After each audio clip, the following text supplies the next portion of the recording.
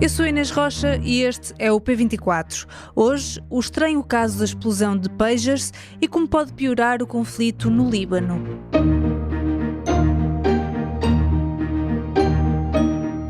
Na terça-feira, milhares de pagers usados pelo Hezbollah explodiram de forma quase simultânea no Líbano. Pelo menos 12 pessoas morreram e 2.800 ficaram feridas, incluindo centenas de membros do grupo xiita. Já na quarta-feira, pouco mais de 24 horas depois, uma nova série de explosões ocorreu, desta vez envolvendo walkie-talkies utilizados pelo Hezbollah. As novas explosões causaram mais de uma dezena de mortes, aumentando ainda mais a tensão na região. Uma delas aconteceu junto a um funeral organizado pela milícia xiita para 4 dos seus membros mortos nas detonações de terça-feira. A agência Reuters e o New York Times já tinham avançado que Israel estará por detrás do ataque desta terça-feira no Líbano, embora não tenha havido uma confirmação oficial. Mas como foi possível esta operação sem precedentes? E quais poderão ser as consequências para o já delicado equilíbrio no Médio Oriente? Para nos explicar que estratégia é esta e como se fazem explodir milhares de aparelhos simultaneamente, falamos com a jornalista Sofia Lorena. Bem-vindos ao P24, o dia começa aqui. Sofia, bem-vinda ao P24.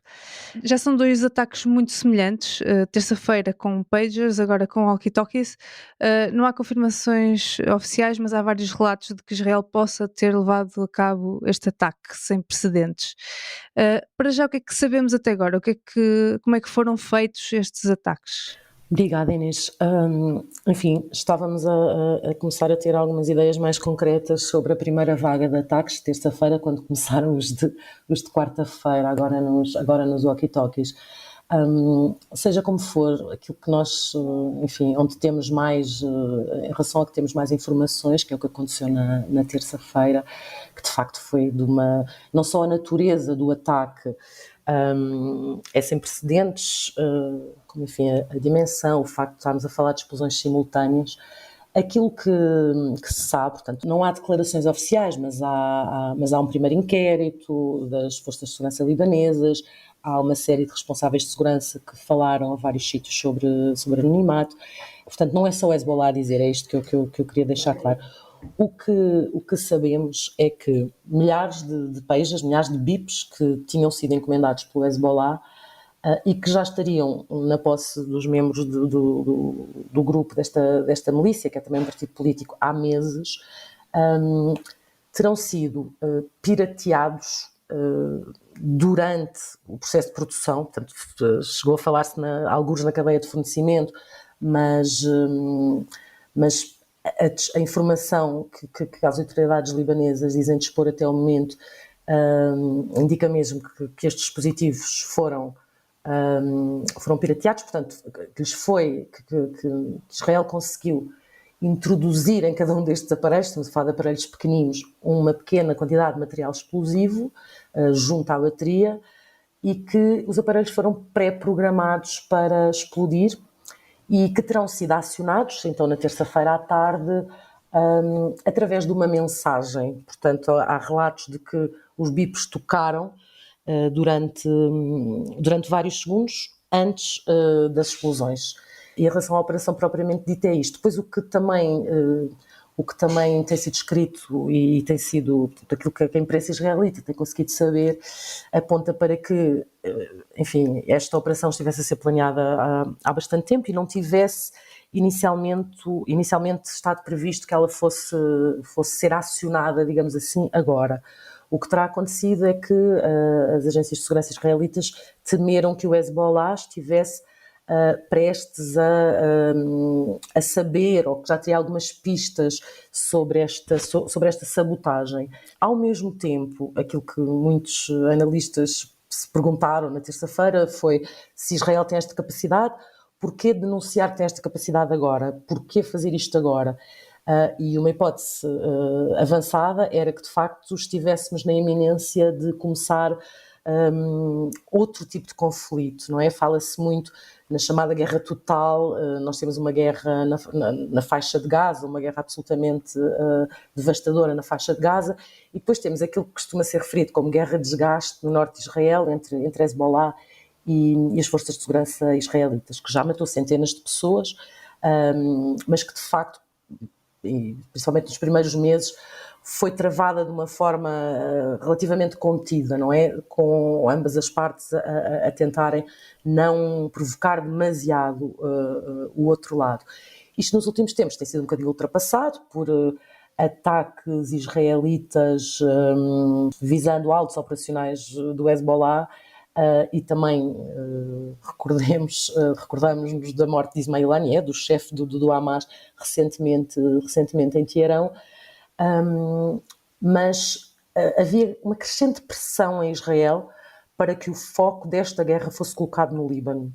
Há muita pressão para que as dezenas de milhares de pessoas que tiveram de deixar as suas casas possam regressar, e depois desta segunda vaga de explosões, nesta quarta-feira à tarde, sucederam-se uma série de declarações do Ministro da Defesa, do Chefe de Estado-Maior das Forças de Defesa Israel, das IDF, e também uma mensagem muito pequena divulgada pelo Primeiro-Ministro, pelo Benjamin Netanyahu, no sentido que apontam exatamente para isso, para uma nova fase da guerra. O Ministro da Defesa, o Yoav Gallant, falou mesmo numa nova fase, e explicou que os recursos, as energias, as forças estão a ser desviadas em direção ao norte.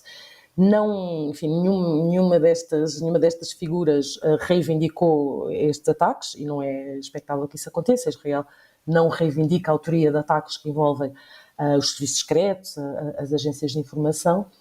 Mas, por exemplo, Gallant falou de resultados muito impressionantes do trabalho das forças de defesa e das agências de segurança, e o chefe de Estado-Maior disse mesmo que Israel tem muitas capacidades que ainda não foram ativadas. Já vimos algumas delas, afirmou, mas há outras que ainda não são conhecidas e que poderão ser ativadas. Ao mesmo tempo fala-se em avançar em força para as novas fases da guerra. Portanto, o receio agora é que, de facto, este conflito de desgaste entre o Hezbollah e Israel, enfim, se torne num conflito mais aberto. Pronto, eu queria só sublinhar que estes bips, estes pagers, estes walkie-talkies, na sua maioria estariam nas mãos de membros do Hezbollah, mas aqui não estamos a falar só de combatentes, também estamos a falar de civis, não só de funcionários, porque o Hezbollah tem uma série de serviços, quer dizer, o Hezbollah é também um partido, e tem escolas, e tem hospitais, como eventualmente haveria bips destes que tinham chegado ao mercado e tinham sido vendidos a libaneses, como também, obviamente, estas explosões afetaram em muitos casos as pessoas que estavam à volta, não é?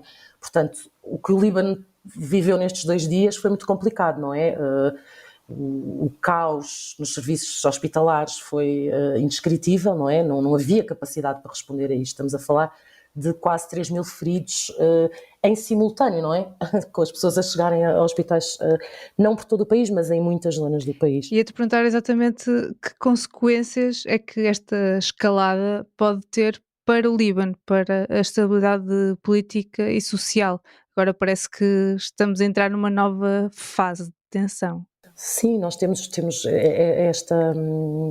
esta guerra concentrada na faixa de Gaza de outubro, apanhou o Líbano na pior situação possível, não é? O Líbano já foi considerado um Estado falhado, tem um Estado que não é funcional, tem sofrido sucessivas tragédias nos últimos anos, e está permanentemente com governos interinos, com governos provisórios, e isso era uma grande pressão para o Hezbollah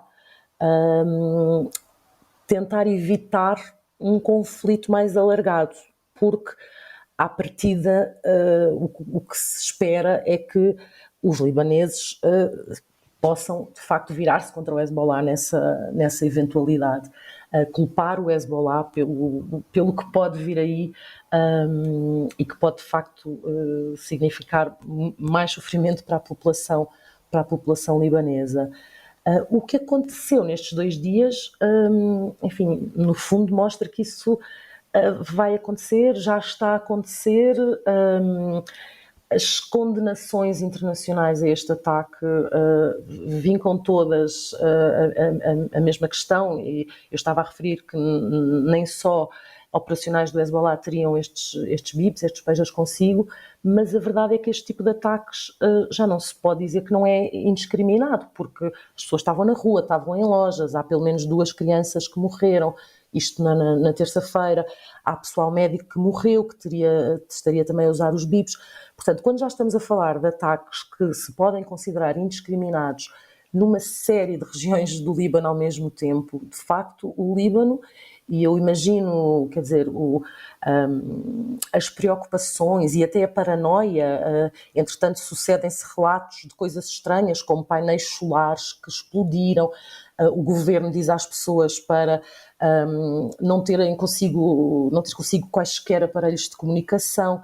Portanto, há aqui um caos que já está instalado no Líbano e não sabemos sequer se isto acabou, não é?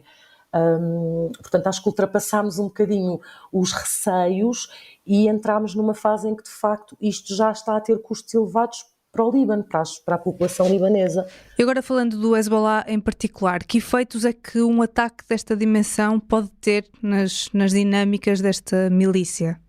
Logo na terça-feira houve um responsável do Hezbollah que falou na maior falha de segurança que a milícia, que existe desde os anos 80, sofreu.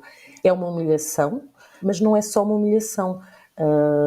Eu já falei da paranoia entre os libaneses, imaginemos a paranoia entre os membros do Hezbollah. Ou seja, Israel nitidamente controla, tem mais informação sobre o Hezbollah do que aquela que o Hezbollah sabia, não é? Sabemos que o chefe do Hezbollah, o Nasrallah, tinha dado a ordem há alguns meses para que os membros do Hezbollah não usassem telefones, não usassem telemóveis, precisamente porque poderiam, enfim, ser interceptados por Israel, as comunicações poderiam ser interceptadas. A partir daqui, as pessoas já não vão saber o que é que podem usar e isso, de facto, é impossível que não tenha consequências, enfim, no moral, na capacidade. Há analistas que falam até na capacidade de recrutamento do Hezbollah. Ao mesmo tempo, isto põe em causa uma milícia que se orgulhava de ter sido a única que alguma vez venceu Israel. Israel, enfim, não se fala muito numa derrota de Israel na guerra de 2005, mas vitória pelo menos não houve, ou seja, Israel não venceu o Hezbollah. E o Hezbollah é considerado no Médio Oriente como o único grupo que foi capaz de infligir uma derrota a Israel. Ora, perante isto, as suas capacidades foram postas em causa, mas é de antecipar que eles se sintam obrigados a reagir.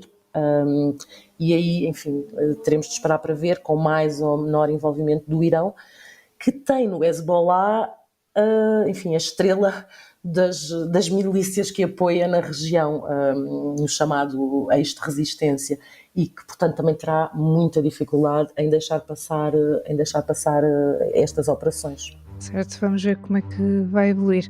Sofia, muito obrigada. Nada. Esta quarta-feira foi apresentado oficialmente o Público Brasil, um novo projeto de jornalismo dirigido à comunidade de brasileiros a viver em Portugal. São mais de 400 mil pessoas, a maior população entre os estrangeiros que vivem em Portugal. O projeto foi lançado em agosto e em 4 semanas já conta com mais de 1 milhão de visualizações e mais de meio milhão de leitores. Fica a par de todas as novidades em public.pt/Brasil.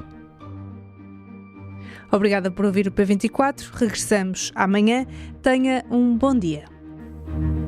O P24 é um podcast do Público com música original de Ana Marques Maia. A sonoplastia deste episódio é de Inês Rocha.